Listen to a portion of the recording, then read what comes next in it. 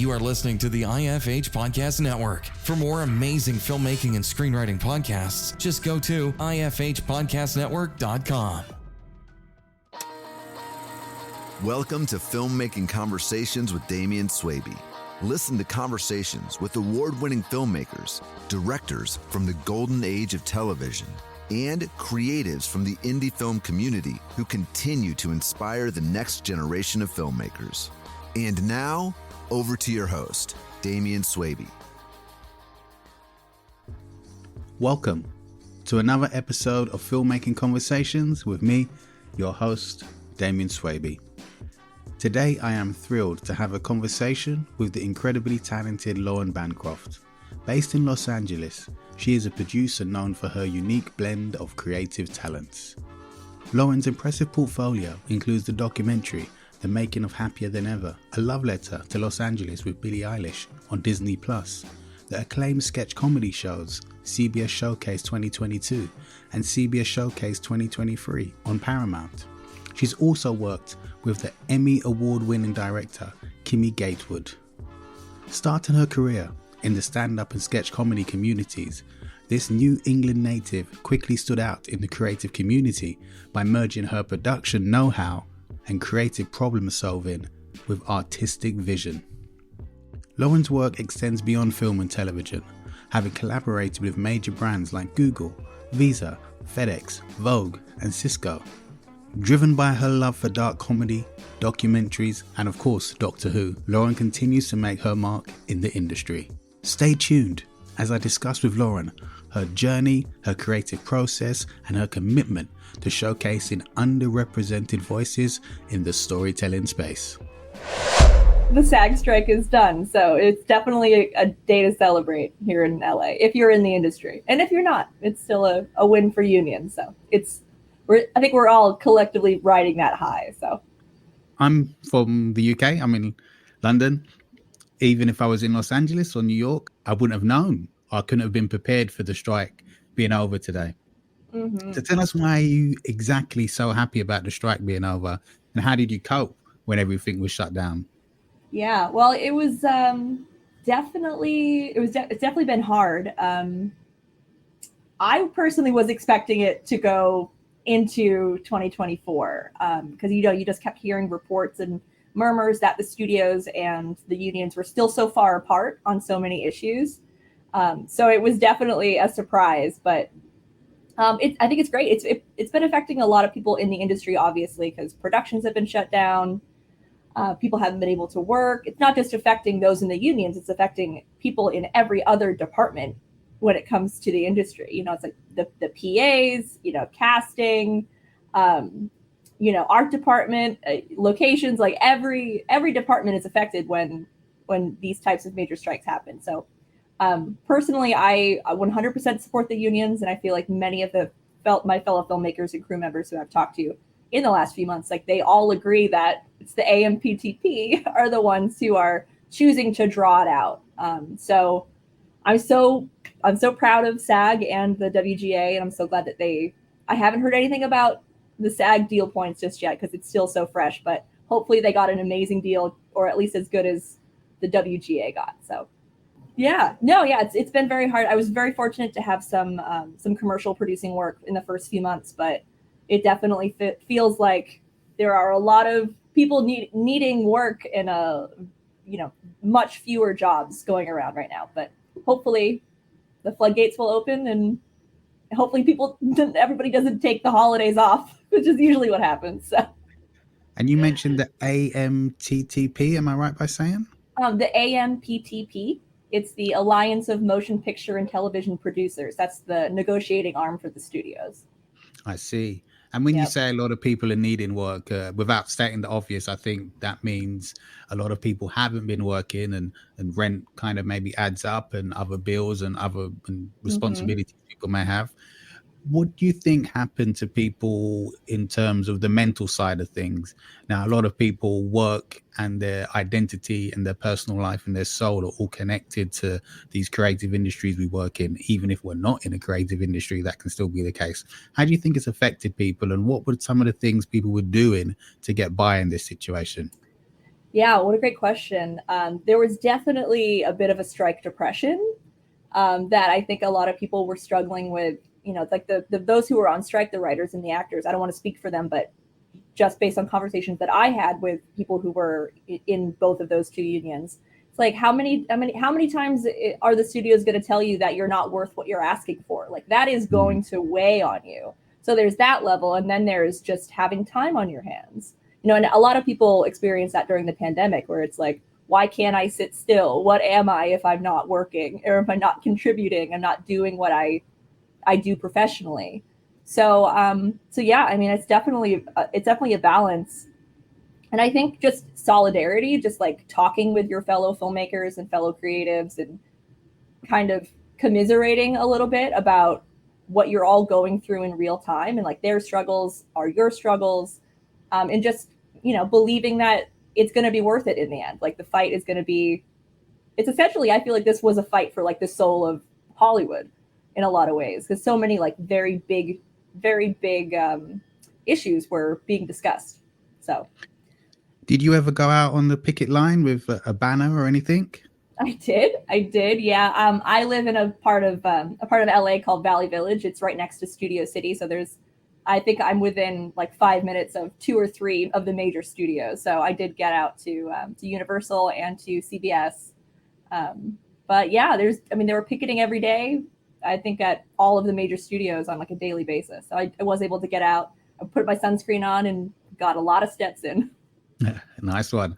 And how do you feel the studios dealt with the situation in regards to AI being a big thing at the moment? Everyone's talking about AI. Do you think that may have made them think we can take our time with certain decisions, or were their eyes on other things like maybe technology that may eventually replace human beings in terms of some of the creative processes? Yeah, I mean, what are studios if not major corporations? And major corporations tend to care about profits over people, and that Yeah. is capitalism in a nutshell. And I am not for it. So I think with the AI becoming part of the conversation now, more so than it ever has, it's if they can, what can they get away with? What can they slip into the contract to see if the unions would accept? Because that then lays the groundwork for renegotiating in 3 years. Maybe they try to take more. They try to, technology will have changed, I'm sure, significantly even in 3 years from now. So the unions, it's all about like not tolerating it, not accepting it, making sure there are protections for their members. Because if their members are being replaced, that's not like, the union needs to protect them and look out for their best interests. And I'm grateful every day that there are even unions to have this fight, and like these, like for the last 5 or 6 months. Because if And how, there weren't unions, then we would just have to accept what the studios are offering. They're just like, this is just how it is. But because of collective bargaining, there's power in numbers and solidarity. excellent. I was just about to ask you, like, how do you think things would be without unions? But you've answered the question I was going Oh to ask. boy, yeah, it would be bad. I mean, it would be like there would be no way to fight back. A bunch of individuals just like, okay, well, I guess this is just how it is, but that's not how it has to be, thanks to these unions. So, thumbs up on the unions. Thumbs up. Indeed, indeed, indeed. And I'm noticing here, because for anyone listening, I can see Lauren's hat that she's got on, that literally got producer on the front of it. It's I like it. I'm gonna have to look Thank out for you. one myself.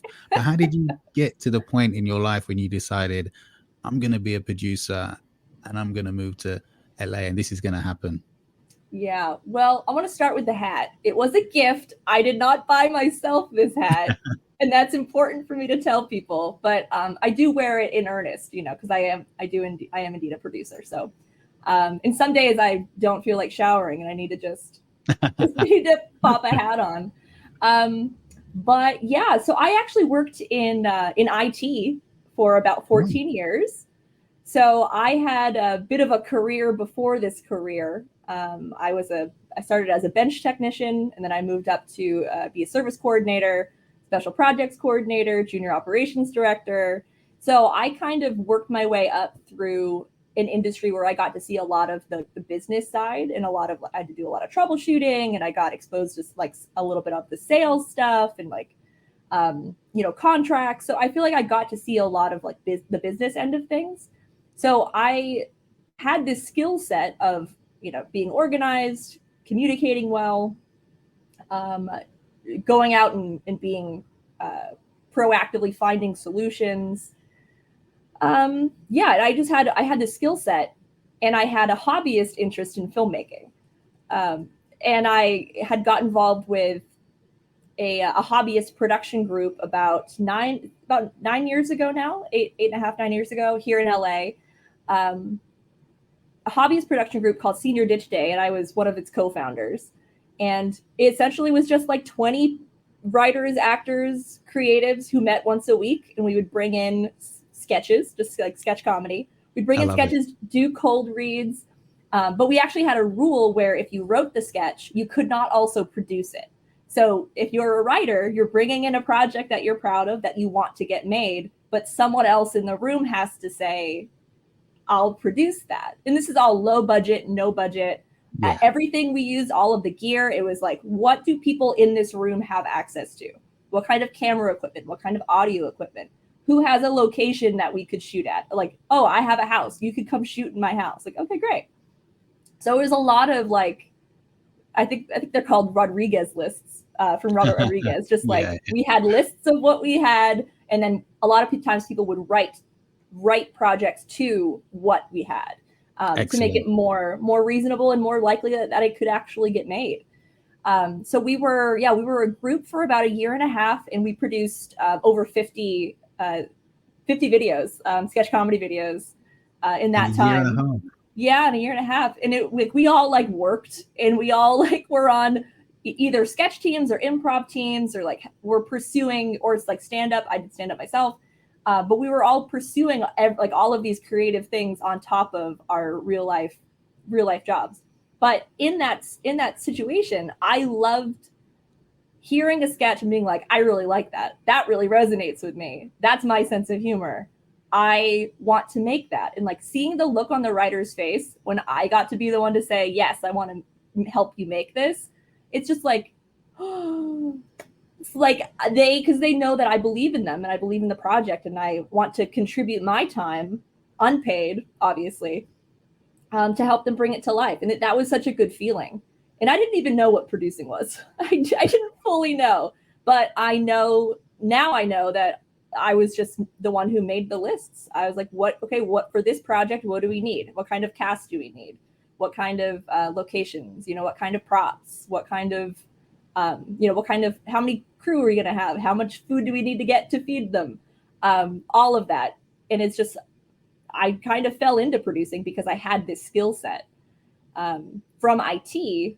And then I found myself in a community of creatives and comedians who were creative, but they didn't necessarily have the organizational skills, the communication skills, or the budgeting skills to actually turn it into a real thing. So I was very lucky. I was able to really cut my teeth on filmmaking and on producing with so many sources of creative material. So what was happening when you was working in IT that made you think, you know what, I really need to do something more creative. I really need to be a part of film or sketch comedy or something along those lines? Yeah, well, I've always been interested in filmmaking. I'm from New Hampshire originally, but I competed in like statewide digital photography and digital video editing competitions when I was in junior high. So like, and I placed first, brag. Thank you. Yes.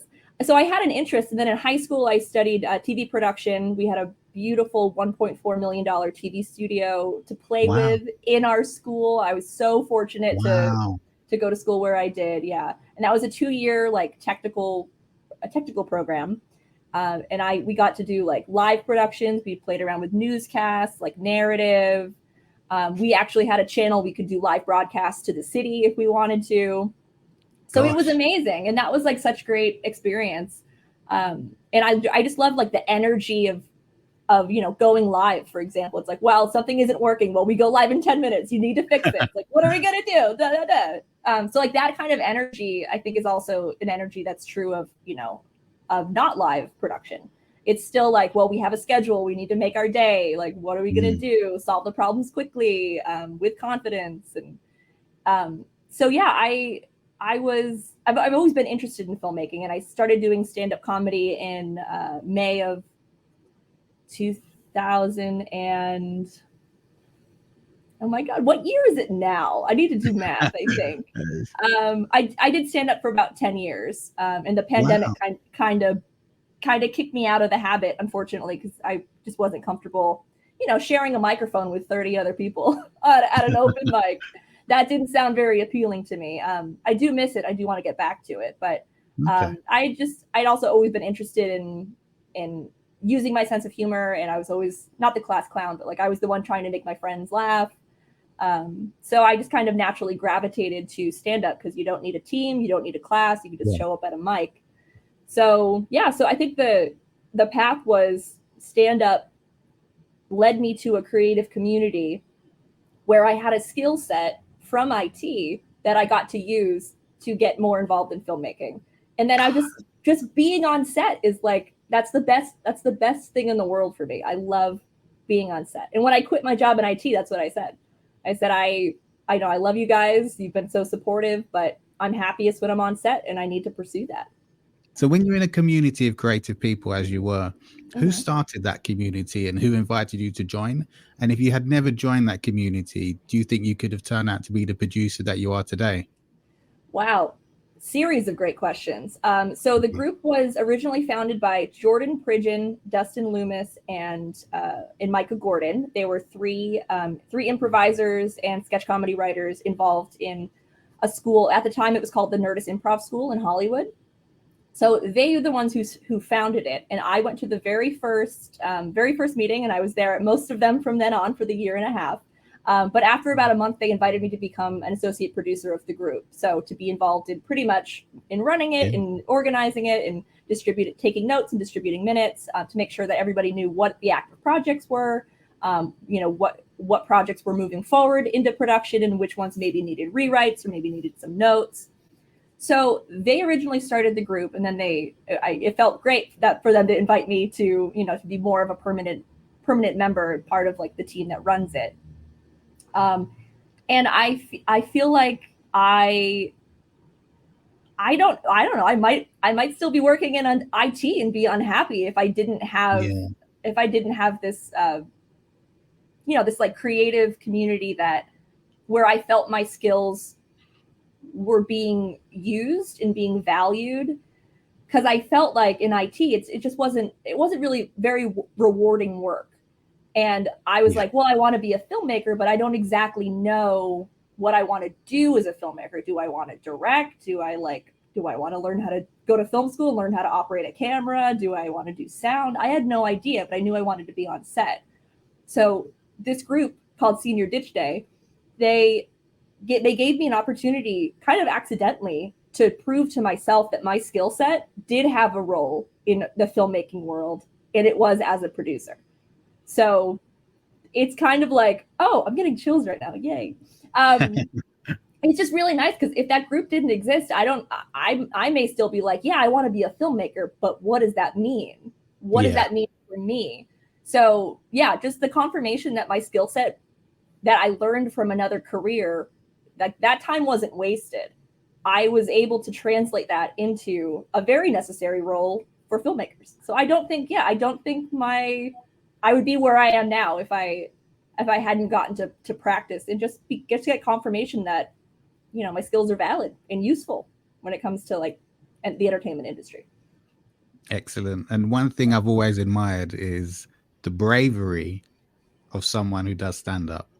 I don't know how someone could do it. Yeah, man. Getting on stage in an ensemble or even a duo is one thing, but you're so exposed, I think, as a comedian on stage. How did you feel the first time you got on stage, and what was it like for you?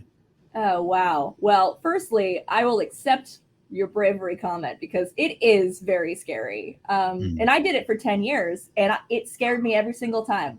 Every time I got up, and until I got on stage and I had the microphone in my hand, I was so nervous. I was so anxious. Honestly, I up until my very last, like my last stand-up performance before the pandemic, I still wouldn't eat within a few hours just to make sure that, like, you know, if I did get so anxious that I wouldn't have to run to the bathroom before. And throw up is what, we all got it. We all got it. But yeah, it's, I mean, the first time I did stand-up, it was on May 8th. I think it was 2011, 2010. It was at Dick Doherty's Beantown Comedy Vault in Boston, Massachusetts. It was a bringer show, and I brought, I think, like 10 people, like came out to see me do stand-up publicly for the very first time. And it was great. I totally blacked out. I do not remember being up on that stage, but I remember when I got off stage, I felt really good. I'm like, I feel like, even though I don't recall the specifics of what happened, I felt like I was up there to get laughs, and I felt like I got the laughs. And I watched the video and I'm like, oh, I did do pretty good. And that was the first time I did stand up, and it was actually on Mother's Day, and my mom was in the audience. Nice. Yeah, very supportive. I appreciate that. How long was it? Sorry, go ahead. Sorry. It was just a really, really good feeling. And also it was a night of, I don't think a lot of the other comedians did very well. So there was also a feeling of like, oh, but I did pretty good. Yeah. Okay. All right. Sweet. Very good. And how long was your set for? Just 5 minutes. Okay. But that 5 minutes, you say just 5 minutes, but obviously if someone who's never done stand-up, I always feel like that's going to be like a very long 5 minutes if you're enjoying it. Yeah, it definitely can be. 5 minutes can be, I mean, it can feel like this, or it could feel like, an hour in a bad way. Yeah. But yeah, it really depends on how comfortable you are, and, if you want to interact with the crowd, like, how comfortable you are with that. If you have a heckler, having to deal with that. So yeah, 5 minutes is kind of standard. I think back east here in LA, a lot of the open mics are shorter than that. Like there are some open mics that are like 2-3 minutes. Oh, okay. That's so tight. That's like, I mean, I don't know, like how many jokes can you possibly tell? And you're telling like a really short story, if that's the case. But yeah, I mean, five minutes is, you can like do a good set in 5. So when you started to get comfortable with being a stand-up and it became second nature and everything like that, what was the outlook you had for being a stand-up comedian? Because putting 10 years into it and doing anything, I feel, for 10 years, not only is testament to how serious someone is, it shows a lot about their character and their desire to achieve great things creatively. So how did you feel when you got established as a stand-up? When I started doing stand-up, I think it was definitely, I was looking at it as a creative outlet. I don't think I ever wanted to be like a professional touring stand-up comedian.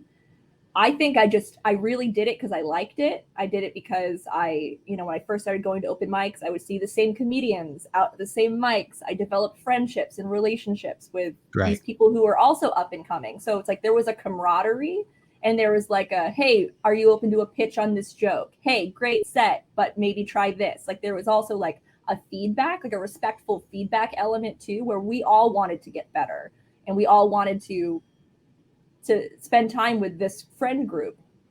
So I felt very fortunate, again, coming back to community, even something like stand-up that is a solo type thing, you are still part of a larger scene, a larger community. So I did it because I really enjoyed it, not just the gratification, but the community aspect as well. So yeah, I just really, I miss it. I do miss it. It's been a couple years, and I will get back to it. I find myself like jotting down little joke ideas in my notebook when they hit me when I'm out in the world. So how does someone go from IT to stand-up comedy to becoming a producer? That is a journey that has not been spoken about on Filmmaking Conversations, and I'd love to know how it happened for you. I don't know. I think it's just the path of finding a community of creatives who also had that itch and that need to create. Because also in Southern California, so many people have to work the day job. You know, they work a day job, and then they do in their nights and weekends, they get to be creative. So in a place like Southern California, where there's so many people who are trying to break into the industry but having to deal with that 9-to-5 life, they are hungry. It's very easy to find community. I think people out here who are in the same boat of just wanting to make stuff. They moved here to make stuff. They moved to LA to be part of the industry, to be storytellers, because that's really what we are. You know, filmmakers, storytellers. We want to put something on screen that's going to affect the audience in some way. Whatever size of the audience, you don't know as an independent filmmaker. It's very easy to be like, 3 people might see this. I hope those 3 people like it. But yeah, I think it's just, again, I've been talking about community a lot, but it's just finding people who want to collaborate, who want to give you their time and their efforts, and then you in return help them make their projects. But it's just, what can we do? What can we make? What can we come together, and what's the goal for the project? Like in Senior Ditch Day, we were really good about like, what role do you want to fill? Like, what experience do you want to gain? You know, somebody's like, I would love to direct something. It's like, okay, great. Well, let's put them on the list of people who would like to direct a project. So then when I would raise, it's great. Like when I would raise my hand and be like, I want to produce that, I'd be like, well, who in the group might be a good director for this? And then I would say, I would invite them to come, and do you want to direct this? And then we would work together to make it, to get it made. But like the fact that we were like, we want people to get what they want to get out of this group. And I think that in a place like Southern California, if you could find those people, there are so many hungry people who just want to, because they're creative people. They want to feel like they're not wasting their time, just punching a time card, punching in and out. That's more than understandable. But if you're in a creative community and you find someone isn't actually getting to do what they might want to do, not because the community is mean or kind of has a vendetta against someone, just because their personality is not as big, or as they don't put themselves forward in a way other people don't, how do you help bring that person more into the group, and how does that affect your process within the group? Yeah, I think it's about just recognizing that, some people aren't as outgoing, and maybe they aren't comfortable, and maybe they just need someone to believe in them and to support them. I am involved with a feature film right now, and our writer is not reclusive, but he's very shy. He's very, nothing against being shy, but he's kind of a lone wolf in a lot of ways. And I like to think that by me attaching myself to his project and being like, okay, here we go, let's bring you out of your shell, let's try to get this movie made. I like to think that that's helping. But I'm also aware that, like, if he were to ever, feel uncomfortable or like, communicate with me that he needed to take a step back, that I would be respectful of that, because people have different social batteries, they have different work-life balance rules. So I think it's just about just being aware and communicating. And it's like, how can you help others but still be respectful of their boundaries? I think that's really important. Great. That is very nice. Mm-hmm. Being respectful of people's boundaries while still helping them make a perfect world, that's for sure. Yeah. So is there any notable projects that you started early on your career as a producer?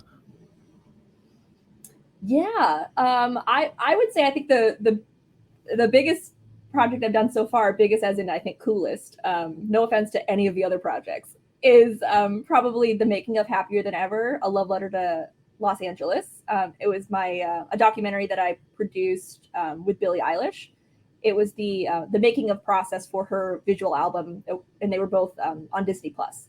So the visual album, it was a companion piece essentially, but it was like a 35-minute short documentary, but we got unprecedented access to Billie and Phineas during the shooting of the visual album, and just getting to see how they did it and getting to operate within that world to show the creative decisions and to explain why they made the calls that they did, it was so cool. So it was like a little production within a bigger production that exposed me to more of like the music world and like live performance. So that was a great learning experience for me. And also I got to, Billie's great. She's She's so sweet. Her whole set was she insists that her sets are green, which I think is great. Like, not a lot Yeah. of waste. Everything is biodegradable. Oh, sorry. Everything is I think, if not vegan, if not vegan, at least vegetarian. So she's just aware of her own footprint and the power she wields as an artist right now, which I think is also very aware and important too. So in a production like that, you said you were a small part of a larger production in a sense. So how big was your crew, and what was the post-production, the development, pre-production, production, post-production process like compared to anything you've done that may be seen as a smaller production? Yeah, so this was, I would still consider this to be a pretty small production. Our team, I think we only had maybe 10 or 11 people there, from, producers, directors, PAs, and that's just on set. We had an editor and an assistant editor after the fact. But our team, like our actual footprint on that larger set, was still pretty small, because we're there to document the process and not to get in the way. So we had to make sure that our team was light on their feet and no one had to trip over us, essentially. But yeah, it was great. We talked to, because it was for Disney Plus, so we got to work with Disney executives and the Disney creative team about talking with them in pre-production about what are their goals for the project, what are topics that they feel is very important to cover. And then we got to weigh in, and our director, David Clare, who was my boss at the time. I worked at a company called Special Order. He was the founder and executive producer at that production company. So he got to direct that documentary, and he had a lot of say in the creative process, in like the story of it, because it's also telling a story, even though it's a making up. It's not like a behind the scenes. It's about like what is the intention with this visual album? Why are you doing things the way that you're doing things? What do you want to impart on the audience? And then we got to document that and then tell it in a creative way. So yeah, we got to work with Disney executives. They were all lovely. All the ones that we worked with.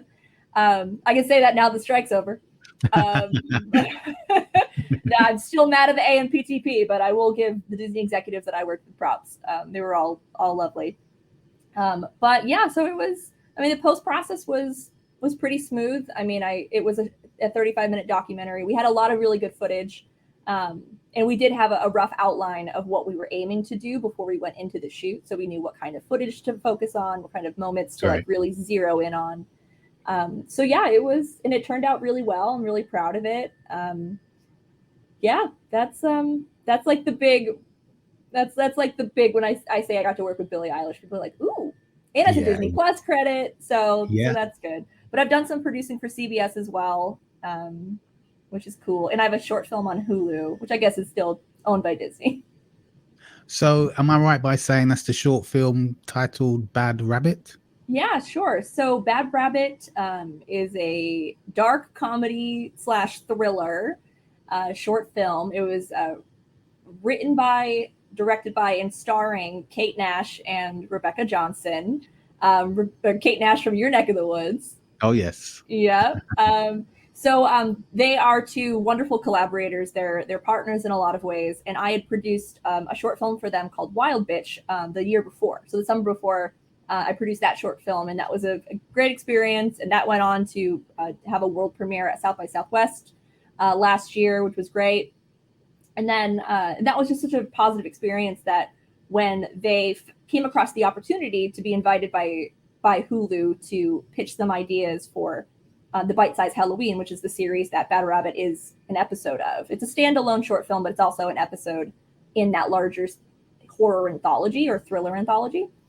So when they pitched and Hulu said, yes, we like this idea, we would like to move forward with it, they came to me and said, hey, do you want to produce a short film for Hulu? And I was like, yes, absolutely. I would love to add Hulu to my, I would love to work with them again, A. And then I would love to add Hulu to, Hulu to my resume. And now it's on there. And that also feels nice. So that was definitely a much smaller a much smaller. Even me saying that the Billie Eilish documentary was still a pretty small production. This was like a third of the size of that when it comes to budget, at least. We had a lot more crew, but we shot it in one day at one location. Yeah, it was like an 8-minute short film, and we shot it in one day at Rebecca Johnson's house. Okay. Yep, we shot it in one day. When you say one day, sorry, that's not an 8-hour day, is it? Or No, day? That's a 12-hour day. Yeah, I try to aim for 10-hour days whenever I can, just out of respect for the crew and myself, and like turnaround times, and it's just better if we aren't killing ourselves every single day. Sometimes it's required. Sometimes you just need those 12-hour days. I definitely don't like going over 12 hours. That's unhealthy. That's an industry standard I do not love. I think that should be changed and weeded out. But obviously, more hours per day means less days, means lower budget. So I understand that, like, time is money, etc. So you're, as we said, you've done stand-up. You were previously in IT, and you're a producer, but you were also the visionary and the founder of Bancroft Inc., your own company that is interested in underrepresented voices. So why did you start this production company, and why are you interested in underrepresented voices? Yeah, sure. I started Bancroft Inc. in May of 2022, so it's still a fairly new endeavor for me. I founded it because I had wrapped a job for CBS, and I was like, what am I going to do now? Am I going to go back to the production company that I had worked at previously before I left for the CBS opportunity? Or am I going to try to find another job at another production company? And I'm like, why? I know how to do this operation stuff. I know how to run a small business, just from my experience and my proximity to the owners of the different IT providers that I had worked for over the years. And in my time at Special Order, the production company I worked at before when I worked on the Billie Eilish documentary, I was hired as an office PA. And then within 3 months, I was running payroll and time cards and creating infrastructure for the company that didn't exist before. So like I went from an office PA to essentially a director of operations in just a few months, because I had, again, that skill set that I'm bringing from IT into this filmmaking world. So when I was thinking, like, am I going to go work at another production company or go back to Special Order? It's like, I could just start my own thing. I could just incorporate and then have my own infrastructure and get to run shoots through my company. Like, I get to be the boss. And that was a really exciting endeavor for me, to like be like, well, I think it's just time. I feel like in a lot of ways I am new to the industry, because I quit my job in IT 5 years ago. So it's only been 5 years that I've been pursuing production full time.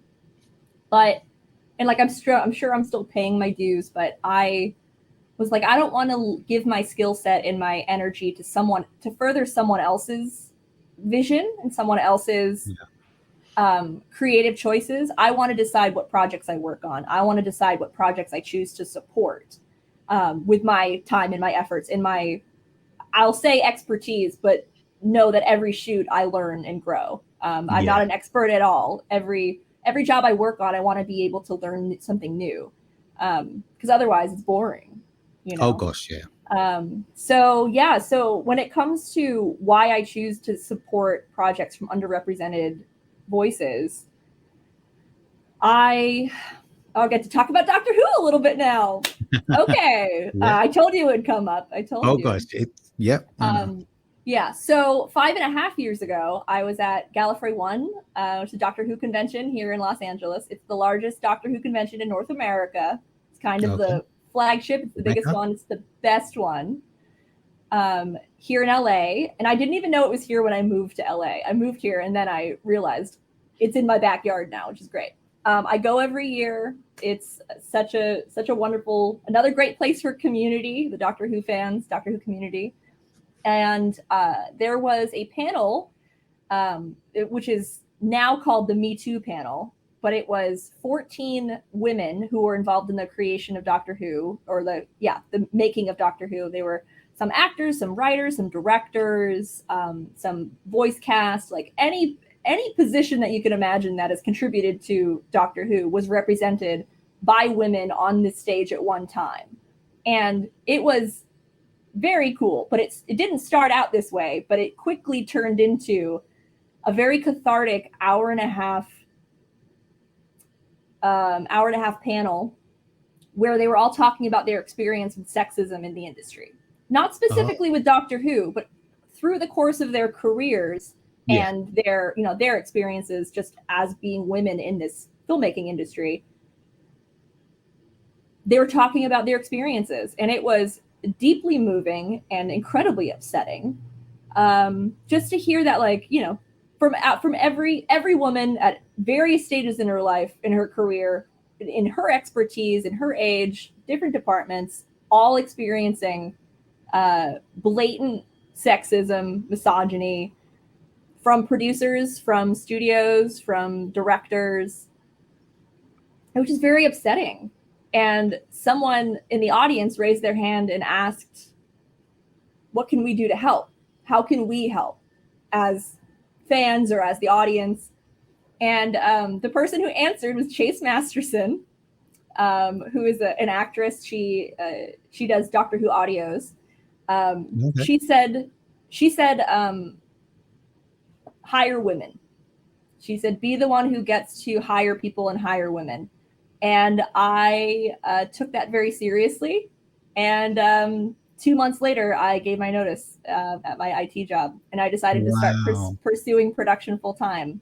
So in a kind of a roundabout way, Doctor Who was like the final push for me to, or like that community and that question and that cathartic panel kind of pushed me to be like, okay, you're not happy in IT. You know that your skill set will be valued. It's time. It's time to go. So I did. Excellent. But yeah, so I love working with women. I love supporting fellow female filmmakers.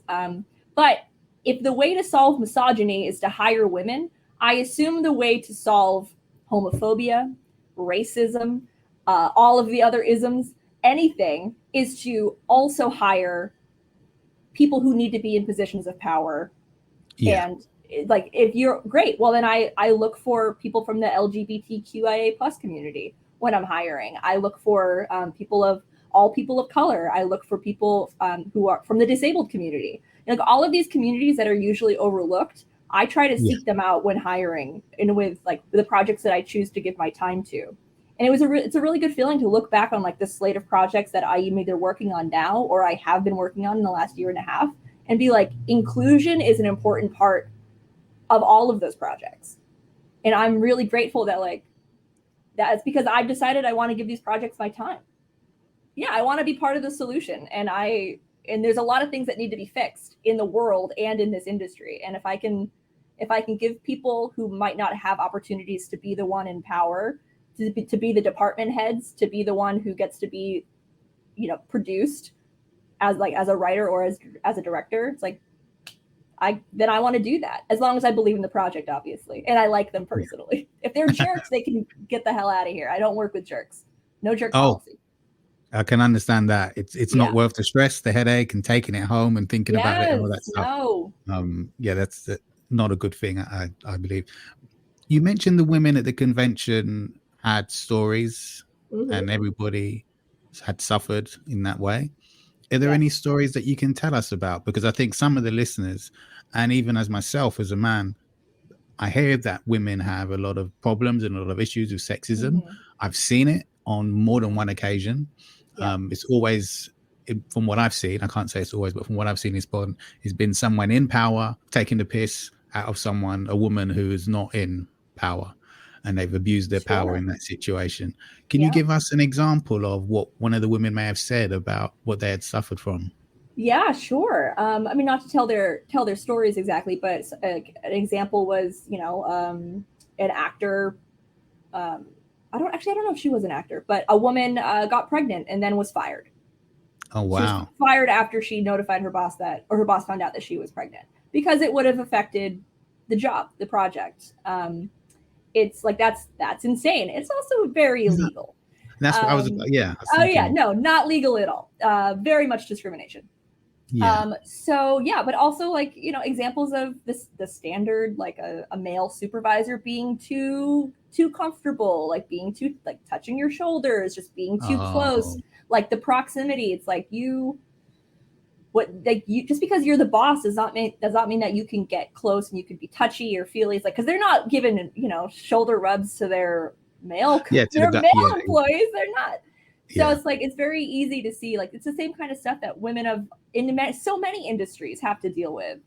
I mean, yeah, it's like, it was called the Me Too panel because it was right after the whole Harvey Weinstein article, and like him being outed as being this monster who wielded this power and, threatened so many women's careers because he could do it, because he had the money and he could make a movie happen or make a movie not happen. Yeah. So he wielded that power, and that is, there are still people like that, and those people need to be weeded out and completely removed from the equation. But yeah, I mean, women, I've dealt with it. I deal with it all the time, where like I know a lot about stuff, and then there's a man who is explaining to me how to do something, and it's like, do you think I don't know this? And that's like the super mildest version of misogyny, where it's like they don't trust that I know, they don't think that I know, they don't expect me to know, and it's like, who do you think you are teaching right now? Because it's not me.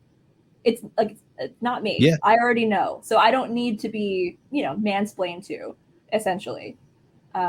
So it's very frustrating, but it's also about like calling that out if you feel safe to do so. Like in a situation where I am being talked down to, if I am, if I'm not alone, if I'm in, I'm not like in a dark alley with this guy, and I feel safe to be like, hey, I'm aware, I don't need you to explain it to me. Do you think I don't know? Because that's how it's coming across. And I've called guys out and they've been like, oh no, I'm sorry, I'm not trying to talk down to you. I'm like, okay, well that's how I'm feeling. So, and they're like, oh, I'm sorry. Like the best case is when they hear you and they understand and they apologize. Worst case is, worst case, they're like talking shit about you to people. That's not worst case. Worst case is like violence, but that's not a thing I've ever had to deal with. But it is something that as a woman, I think about. No. Well, I must ask, for myself as a kid, I kind of grow up and, we have Doctor Who here in London, and, it's just like, oh, it's a TV show. We don't really, well, I shouldn't say, I can't speak for everyone in England, but I think generally a lot of us are like, oh, it's a TV show. That's fine. But when I was a bit older and I was still a teenager, I went to America and I realized, wow, this show is like huge here. Yep. I think it might be bigger over there than it is over here. Sure. What is it about Doctor Who that you really love, personally and professionally? Yeah, well, personally, firstly, I tried watching it. I tried watching it probably 11 years ago, and I did not like it. I started with Christopher Eccleston's episodes, and I watched a few, and I'm like, nope, this is not for me. The effects are bad. The acting is campy. I cannot do it. And I set it aside. And then I went through a breakup. It's always a breakup. Okay. And I started watching it again, and it clicked. I started in the same place, and it resonated in a way that it did not previously. And I think it's probably because like the role of the Doctor, there's like this like deep sadness that he carries with him, at least in New Who. I know it's different from classic Who, but in the reboot, like there's this guilt and this kind of drive that he has, or that they have, where they, they're trying to do right and save civilizations and save planets and do good in the world, but they're being driven by a guilt and a sadness. And like the curse of the Time Lords, you'll outlive everyone you love. You will outlive them all. And that's very sad. But that does not, just because a relationship is going to end is not a reason to not have a relationship. And that is one of the, I think, overarching themes of Doctor Who that I really love, where it's like you can have something that's really special and really good for you at the time. And then when it's done, it doesn't mean it shouldn't have happened. So I think it's that also really resonated because after that breakup, I was very sad. And I was like, I'm never going to date again. I'm not going to date anybody. Screw it. I'm going to be focused on me and focused on work and blah, blah, blah. But then I fell in love with Doctor Who. And like, that was one of the strong messages that I took away from it of, you know, you have a companion for a season. Okay. And then you get a new companion the next season and you love them just as much. You know, that new companion is a good fit for the Doctor in different ways. So that's, I think, really good messaging from Doctor Who. That's like one of the things that I love about the show most. And then what else? Also just like the premise of the Doctor really loving humans and loving humanity and the human race and our compassion and what we're capable of and how we're all capable of really good things is also great. You know, him just picking up a stranger, like a regular average person, and being like, I'm going to show you how you're exceptional. But he doesn't like, you know, mansplain it. Yeah. He's like, you will be in situations like they get put in situations where they prove they're exceptional and then they're better for it. So if you were to produce an episode of Doctor Who, what things would you maybe change or develop or put in? Well, I don't exactly know, but first of all, Russell T Davies is back. We're all very excited. By we all, I mean me in my house and a lot of my Doctor Who friends. Russell T Davies back as showrunner. He was showrunner from seasons 1 through 4 of the reboot. So Eccleston and Tennant were his seasons. Okay. Then he left. Stephen Moffat took over for like 7 years, and then he left, and then Chibnall took over for like 3 seasons, and now Russell's back, and I'm very excited. But I don't know what I would change because I feel like I trust Russell so much that I don't think he's going to steer us wrong. I think that he's going to really reinvigorate the fandom and kind of get Doctor Who back to what it was when it rebooted. Because he's so good at like making you feel, or making me personally feel emotionally connected to these characters, even characters you meet for an episode. It's like, I still want to be on this journey with them and I want to care. And if something bad happens to them, I want to feel it. And Russell was always so good at making that come across in his writing and his overall showrunner direction for the seasons. But I would love to work on Doctor Who. I kind of feel like, I mean, I don't like say this a lot, but like, I feel like everything I work on, I'm like gearing up to eventually one day get to help make the thing that I love, which is Doctor Who. I just love it. I just love it so much. And at Gallifrey 1, they do something called coffee clatches, and they're little like 10 participants talks with people who make the show. So that you could be a writer, could be a director. And I got to do one with a line producer of Doctor Who, and I got to just listen to his stories and like he just hear stuff about the production side of Doctor Who, which I'm so interested in, obviously. How they do things, why they do things the way that they do. You know, like a 9-month production schedule where they bring the entire team on location to shoot. It's like that's quite an endeavor. And I'm like, I'm just so interested in the details, and I would kill to see a budget. I would kill to see a Doctor Who budget, either the episode or like a full season, like a current budget. That's how I learned too, like by evaluating budgets from other projects. I'm like, okay, so this project costs this much. What did the money go to? And then I'm like, okay, I'm learning, I'm growing. But in terms of your own work, lastly, what will we see from you in the future? Are you working on anything at the moment? Yeah, we're actually working on a Doctor Who fan documentary. Yeah, it's called Indoctrinated. It's a documentary with about 3 American Doctor Who fans who were so inspired by the show that they wanted to make the world a better place. So the show essentially affected their career path, and it's very cool. Their career / life path. It's not just about jobs, but and it's essentially I don't want to spoil anything, but they're all really good people, and the question is posed of, do good people like Doctor Who, or does Doctor Who make good people? And it's just like a really interesting, because Doctor Who it's a very positive show. You know, good messages, good morals, can be interpreted, you know, in different ways, but usually it has good things to say about the world, about society, about, you know, a lot of environmental issues. Like it, you know, like so much sci-fi, it is a commentary on the world as it is right now when the seasons come out. So it's, you know, it's just a really great show and I love it. But I was story producing that documentary, and I will be taking over editing it as well, starting next week. Oh, you edit as well?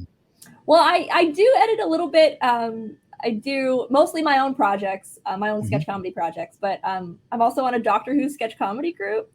Oh, wow. Yeah, and that's another kind of like boot campy way that I've gotten to cut my teeth on different things, including editing, because I have this idea for a video, I shoot it, so I kind of taught myself how to shoot on my own camera, and then I teach myself how to light it because I can't hire a gaffer to light it. So like I write it. Usually I write, direct, shoot, edit, sound design, and what else? Other things. So many other things. But those are my own like sketch comedy projects. But yeah, I enjoy editing. I feel like it's so creative and it's very fun for me. So when our editor had to step away from the project, I was like, I could probably do this. Yeah.